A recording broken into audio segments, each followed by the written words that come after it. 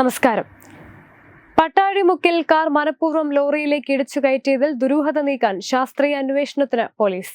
രാസപരിശോധനയ്ക്ക് പുറമെ അനുജയുടെയും ഹാഷിമിന്റെയും മൊബൈൽ ഫോണുകളിലെ വിവരങ്ങളും പോലീസ് പരിശോധിക്കും. മരിച്ച ഹാഷിമിന്റെ മൃതദേഹം കഴിഞ്ഞ ദിവസം രാത്രി തന്നെ സംസ്കരിച്ചു.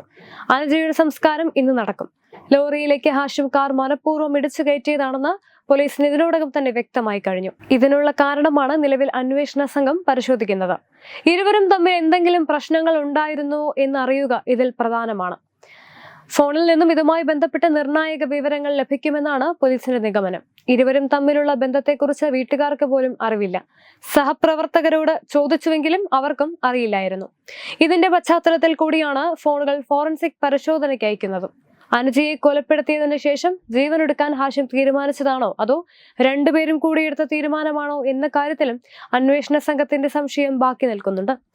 ഫോണുകളുടെ ശാസ്ത്രീയ പരിശോധനയിൽ നിന്നും ഇക്കാര്യത്തിലും വ്യക്തത ലഭിക്കും. അപകടമുണ്ടാകുന്നതിന് മുൻപായി അനുജ അവസാനമായി സംസാരിച്ച തുമ്പമൺ സ്കൂളിലെ അധ്യാപകരുടെ മൊഴി വിശദമായി രേഖപ്പെടുത്തും. Web desk RPTV.